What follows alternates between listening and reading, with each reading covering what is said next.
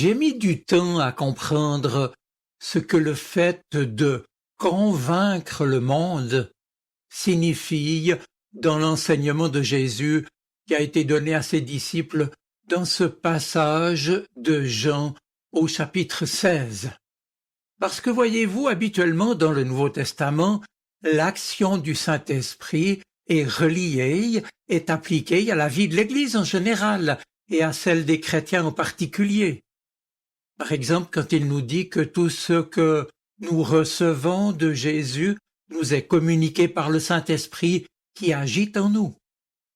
Et donc, acceptant de vivre de son pardon et de sa grâce, nous sommes nés de l'Esprit, nous sommes de plus en plus transformés par l'Esprit à son image, et chacun de nous, devenu, comme le dit l'apôtre Paul, nous sommes le temple du Saint-Esprit qui habite en nous. Or, notre texte est l'un des rares passages du Nouveau Testament qui nous parle de l'action du Saint-Esprit en lien non seulement avec l'Église ou avec nous-mêmes, mais en lien avec le monde. Ainsi dit Jésus, quand le Saint-Esprit sera venu, quand il sera venu, il convaincra le monde de péché, de justice et de jugement. De péché parce qu'il ne croit pas en moi, de justice parce que je vais vers le Père et que vous ne me verrez plus, de jugement parce que le prince de ce monde est jugé. Cette déclaration de Jésus à ses disciples à la veille de sa passion annonce en effet le rôle que le Saint-Esprit aura vis-à-vis des non-chrétiens, à savoir les persuader et les convaincre, raison pour laquelle Jésus le nomme l'Esprit aussi le défenseur, le paraclet en grec, que l'on peut traduire par avocat en français. Et ici, le verbe convaincre est également un terme emprunté au langage juridique puisqu'il signifie apporter des témoignages évidents pour prouver une faute.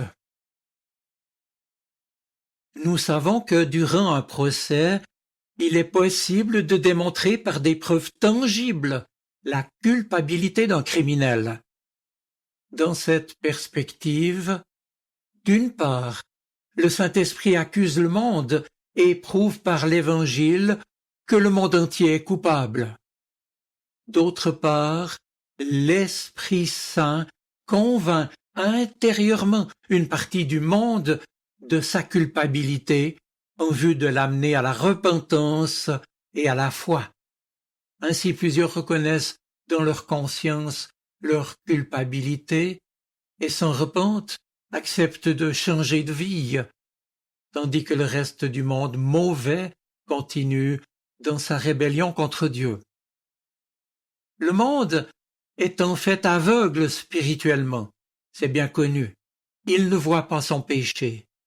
Les hommes et les femmes de ce monde font d'ailleurs tout ce qu'ils peuvent pour cacher la réalité de leur péché. Ils se mentent à eux-mêmes et ils mentent aux autres, ils étouffent la voix de leur propre conscience et refusent de reconnaître la vérité de Dieu, pourtant manifeste dans sa création, comme le dit Paul. Les gens ne veulent pas admettre leur péché, ils clament leur innocence, ils se trouvent et ils trouvent des excuses. Cela s'observe très tôt chez nos enfants. Si nous les voyons faire quelque chose de mal, ils se mettent tout de suite à se défendre en trouvant des excuses ou en faisant porter le blâme sur les autres. Eh bien, les adultes ne font pas mieux. Nous faisons la même chose. Nous avons beaucoup de difficultés à reconnaître nos torts et nous trouvons toutes sortes d'excuses et nous faisons porter le blâme parfois sur les autres. C'est bien plus facile. Bref, Jésus nous a donc dit que l'Esprit allait convaincre le monde du péché. Il n'allait pas se contenter de lui en parler simplement. L'Esprit convainc du péché commis, de la faute, de la folie et de la laideur morale qui en résulte, car en refusant par orgueil de vivre de la bonté bienveillante de Dieu, préférant vivre sans lui, nous nous sommes éloignés de lui, nous sommes séparés de lui. Le Saint-Esprit nous révèle aussi qu'à la source du péché, notre nature a été corrompue par notre volonté égoïste d'autonomie. Et puis, le Saint-Esprit montre enfin l'ultime conséquence de nos fautes et de cette séparation d'avec Dieu. C'est la mort. Le Saint-Esprit prouve ainsi que tous sont coupables devant Dieu.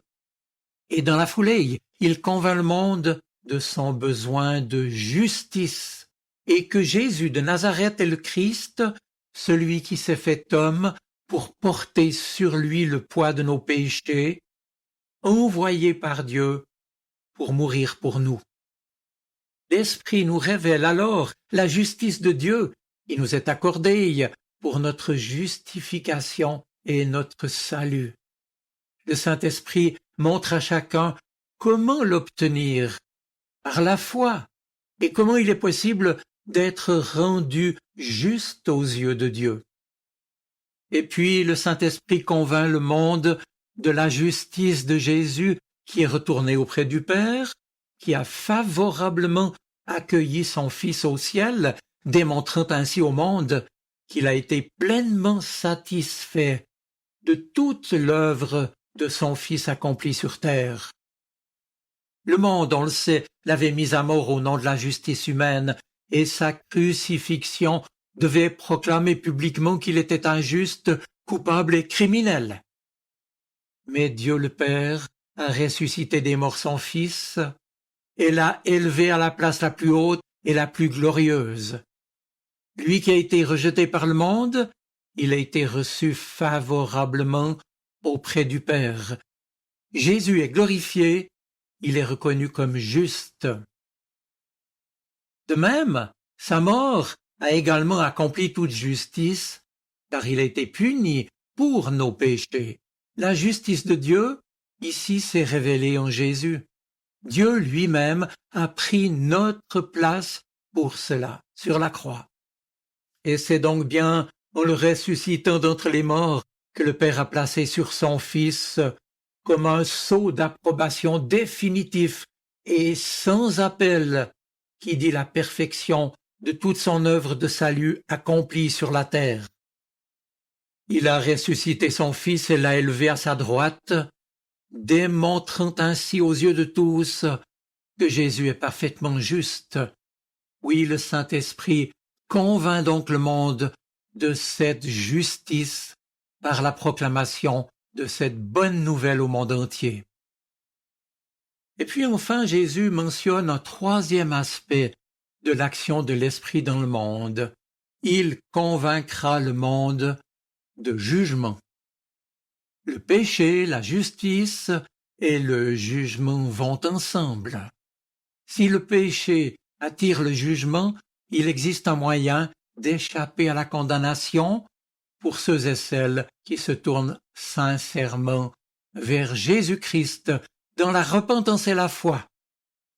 Cependant, pour les autres, le jugement est inévitable. Jésus le juste, qui est monté au ciel, a aussi été établi le juste juge des vivants et des morts. Maintenant, à propos du jugement, on doit aussi dire que l'Esprit convainc de jugement, sachant que déjà le prince de ce monde, le diable, est jugé. Christ crucifié a vaincu la mort et son pouvoir. Ainsi, nous dit la Bible, le plan de salut de Dieu sera pleinement accompli quand viendra le jour où, au terme de toute chose, le pouvoir de Satan sera définitivement brisé, car c'est lui, on le sait, qui est à l'origine de tout mal. Mes amis, le fait que cet ennemi soit vaincu par Christ doit nous mettre en confiance. Aucune autre puissance ne peut tenir devant lui. Et comme le dit Paul aux Romains, rien ne pourra jamais nous séparer de l'amour de Dieu manifesté en Jésus-Christ. Rien ne peut diminuer notre espérance. Les négations du monde ne peuvent rien contre les affirmations et les promesses de Jésus. Raison pour laquelle l'Évangile de Jean nous rappelle aussi que la mission de l'Esprit Saint est de rester avec nous, d'habiter en nous. Il est cet ami silencieux, toujours à nos côtés, pour nous aider, nous guider, nous consoler, et cela même si nous ne nous en rendons pas toujours compte. Il nous révèle la parole de Dieu, il nous fait grandir dans la foi, et c'est encore par l'Esprit que nous devenons des témoins de Jésus, qui ne nous a pas abandonnés, puisque Dieu est présent en nous par son Esprit, qu'il intercède pour nous et reste attentif à tous nos besoins.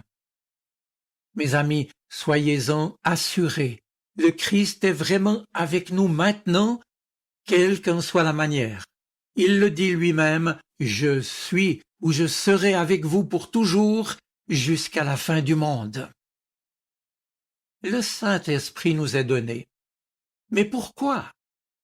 Est-ce simplement pour suppléer à l'absence du Christ, ou bien pour accomplir sa présence?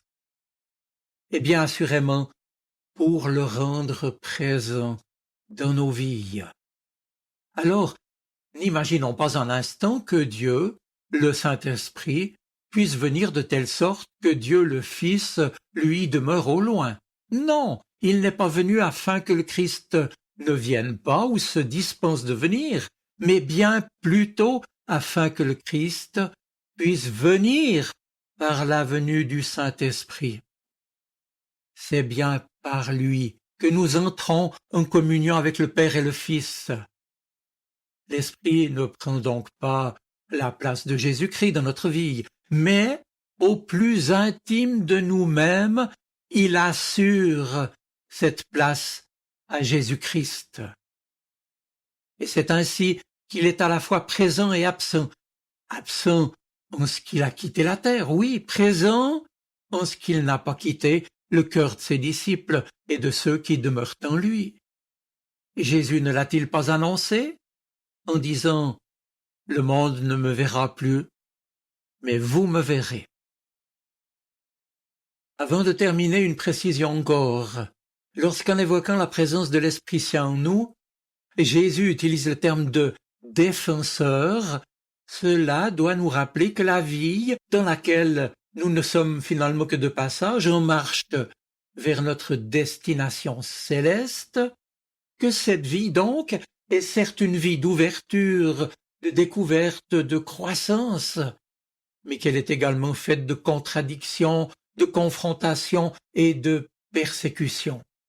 Il me semble que cette réalité que nous connaissons tous explique bien le choix par Jésus de ce terme « défenseur ». Mais peut-être faut-il aussi y voir que l'enjeu de nos existences n'est jamais tourné que vers l'extérieur. Tu aimeras le Seigneur, ton Dieu, de tout ton cœur, et ton prochain comme toi-même. Au-delà de nos actions, nous avons à retenir que l'enjeu et le sens de nos existences résident fondamentalement avec Dieu d'abord et dans la manière dont nous vivons nous-mêmes ensuite nos relations avec les autres, dans la manière finalement dont nous usons de notre liberté intérieure et de la vie nouvelle qui nous a été offerte.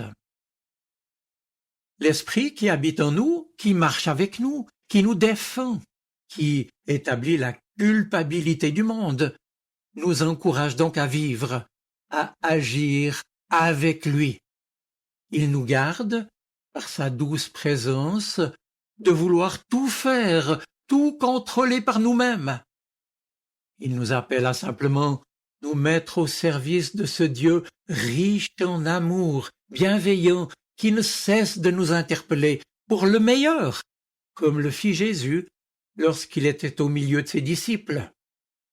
Ne l'oublions pas, mes amis, ni dans les jours de fête, ni dans les temps ordinaires, et vivons un associé de l'Esprit, notre consolateur, notre défenseur, notre soutien, notre force, lui qui nous rend capables, à notre tour, d'être des témoins fidèles et courageux. Voilà, nous sommes donc les témoins de Jésus-Christ, mais nous avons absolument besoin de l'action du Saint-Esprit pour que les cœurs endurcis soient touchés et transformés. Seul, lui, le Saint-Esprit, peut ainsi convaincre le monde de péché, de justice et de jugement, et le convaincre que l'enfant que nous célébrerons bientôt à Noël est bien notre Sauveur, le Seigneur. Je vous souhaite une bonne semaine. Soyez bénis. Amen.